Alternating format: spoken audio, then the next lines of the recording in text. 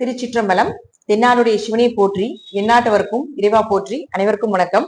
நாம இன்னைக்கு பார்க்கக்கூடிய பதிவு என்னன்னு பாத்தீங்கன்னா, சனி பகவானுடைய 2025ஆம் ஆண்டிற்கு உண்டான வக்ர பயிற்சி பலன்களை பத்தி தான் பார்க்க போறோம். அதுக்கு முன்னாடி நம்முடைய சேனலை சப்ஸ்கிரைப் பண்ணிக்கோங்க.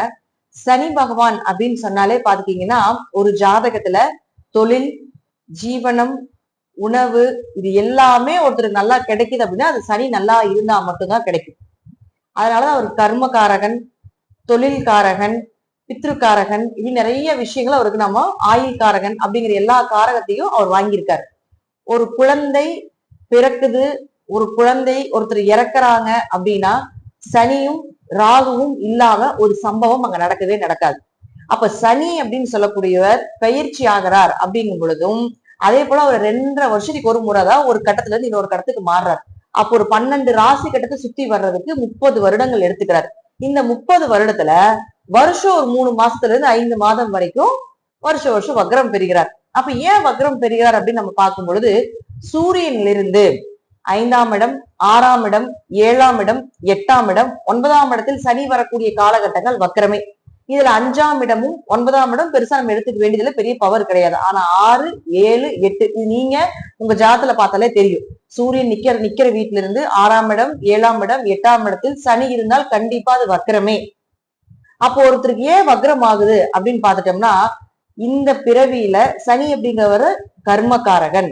இந்த பிறவியில அவர்களுடைய நல்ல கர்மாவாக இருந்தாலும் சரி, தீய கர்மாவாக இருந்தாலும் சரி, அதை முழுமையாக அனுபவிக்கவே அவர் பிறந்திருக்கார் அப்படிங்கிற அமைப்பு உண்டு. ஏன்னா வருஷத்துல 12 மாசம் இருந்தும் ஏன் அந்த 3 மாசத்துல மட்டும் குழந்தை பிறக்குது? அப்ப அந்த 3 மாசத்துல கோச்சாரப்படி சனி வக்ரமா இருக்கக்கூடிய காலகட்டங்கள்ல பிறக்கக்கூடிய எல்லா குழந்தைகளுக்குமே சனி வக்ரம் தான் இருக்கும். உங்க ஜாதத்துல பாத்தீங்கன்னா வீண் இருக்கும், அல்லது வான் இருக்கும், அல்லது ரிவர்ஸ் அப்படின்னு இருக்கும். அப்ப ஏன் அப்படி போடுறோம் அப்படின்னா, இயல்பு நிலை சனி என்ன நிலையில் இருக்காரோ அந்த நிலையில இருக்கக்கூடிய பலனை அவர் தரமாட்டார், அதற்கு எதிர்பலனை தருவார் அப்படிங்கிற அமைப்பு உண்டு. அப்போ இதுல இன்னொரு விதிவிலக்குகளும் உண்டு. யாருடைய ஜாதகத்துல சனி பகவான் பாத்தீங்கன்னா மேஷத்துல, கடகத்துல, சிம்மத்துல, விருச்சிகத்துல இந்த 4 வீட்டுல சனி இருந்து வக்ரம் பெற்றால் யோகத்தை வாரி வழங்கி கொண்டே செல்வார். அதே போல லக்கணத்துக்கு மறைஞ்சு 6, 8, 12 இருந்தாலும் யோகத்தை வாரி வழங்குவார். அது அந்த தசாபுத்தி காலகட்டங்கள்லயோ அல்லது இது போல வருடம் வரக்கூடிய பயிற்சி காலகட்டங்களே ஈஸியா சம்பாதிப்பாங்க. ஆனா கடின உழைப்பாளி, கடுமையான உழைப்பாளி. சனி ஒருத்தருக்கு வக்ரம் சனி நல்லா இருந்தாருன்னு வச்சுக்கோங்களேன், அவர் முதலாளி. சனி வக்ரமாக இருந்தால் அவன் வேலைக்காரன். அதுதான் உண்மை. கடுமையா வேலை நம்ம செய்வோம், யாரு என்ன அப்படின்னு பார்க்காம, எந்த எதிர்பார்ப்பும் இல்லாம கடுமையா உழைச்சு கொட்டுவோம்.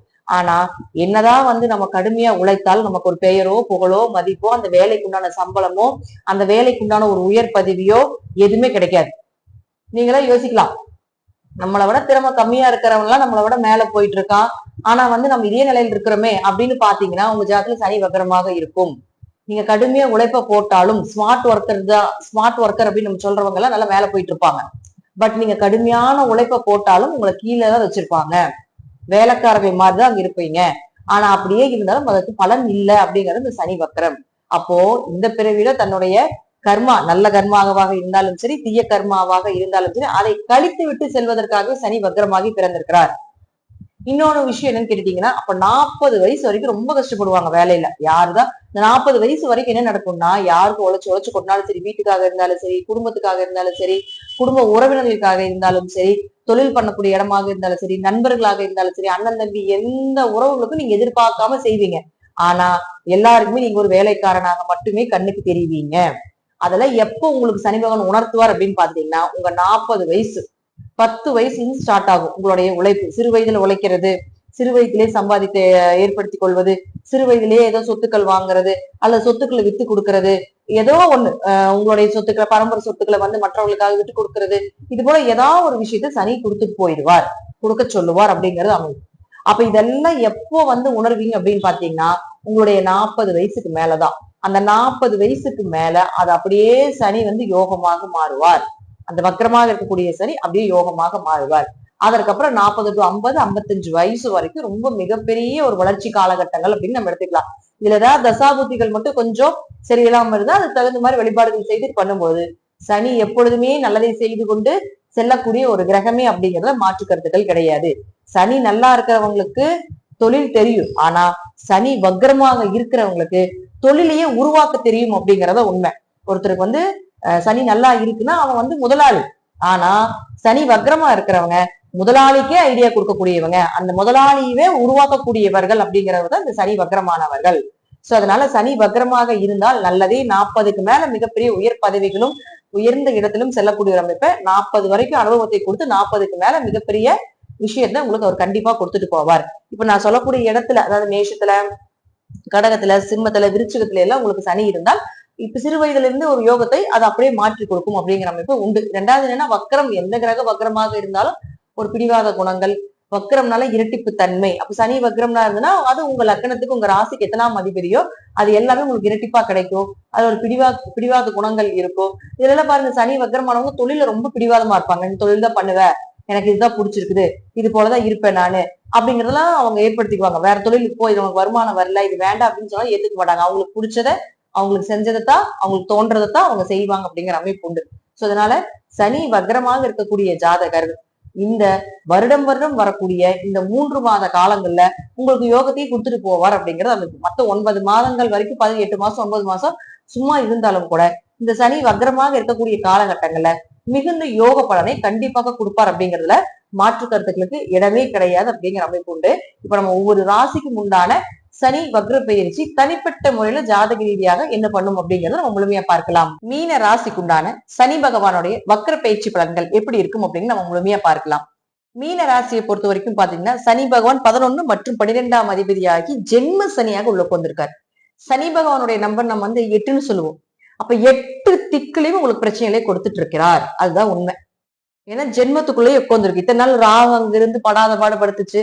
அப்ப இடையில வந்து இப்போ 2 மாசத்துக்கு முன்னாடி கூட்டு கிரகங்களால சேர்க்கையா இருந்து அது அதை விட பிரச்சனைகளை கொடுத்துட்டு இருந்துச்சு.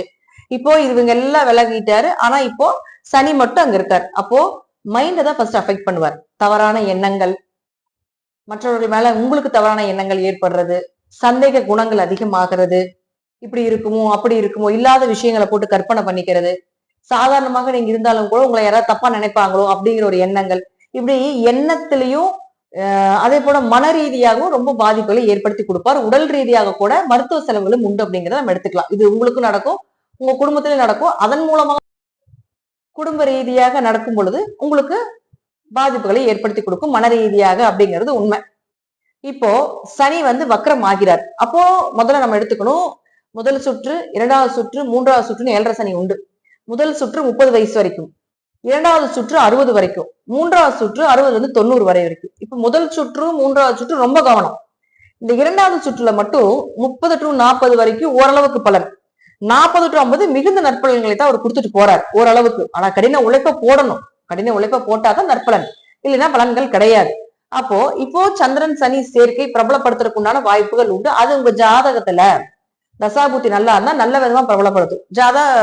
ஜாதகத்தில் தசாபுத்தி சரியில்லைன்னா கொஞ்சம் கவனமாக இருந்து செயல்படுத்திக் கொள்ளுங்கள். இப்போ ஃபர்ஸ்ட் வந்து சனி வக்கரமா இருந்தா என்ன பலன்னு சொல்றேன், சனி வக்கரமாக இல்லைனாலும் என்ன பலன் அப்படின்னு சொல்றேன். இப்ப சனி வக்கரமா இருக்கக்கூடிய ஜாதகங்களுக்கு பாத்தீங்கன்னா வா, வி, ஆர் அப்படின்லாம் போட்டிருப்பாங்க.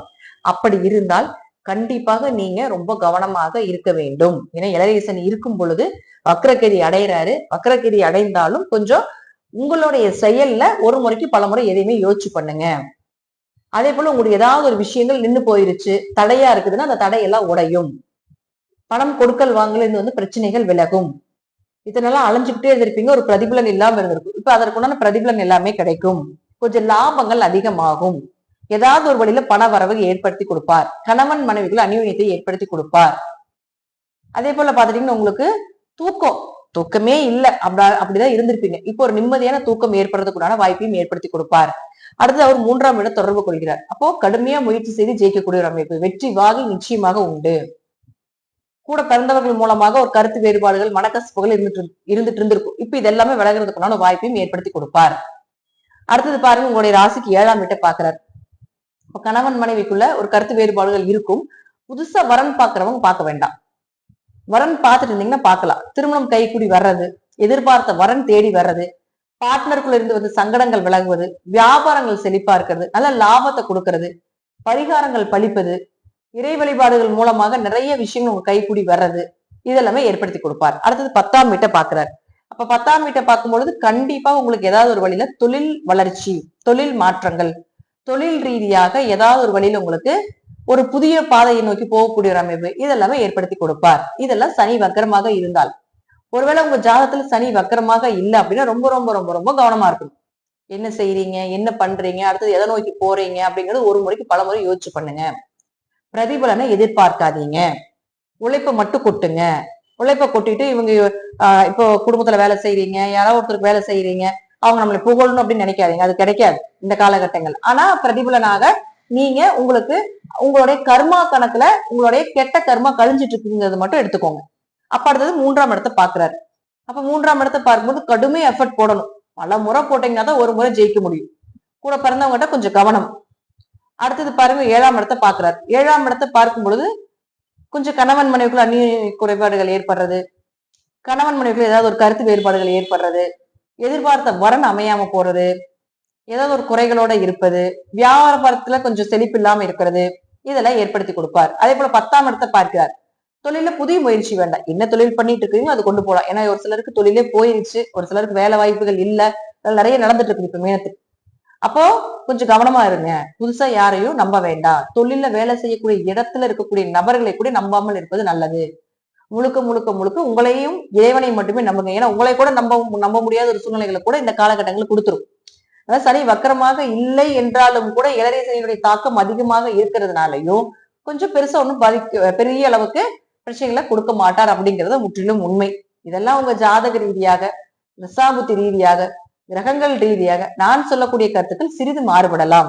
அதே போல இறைவனை சரணடையும் பொழுதும், இறை வழிபாடை அதிகப்படுத்தும் பொழுதும் உங்களுக்கு நிச்சயமாக ஒரு நற்பலன்களை நிச்சயமாக கொடுப்பார் அப்படிங்கிறதுல மாற்று கருத்துக்கள் கிடையாது.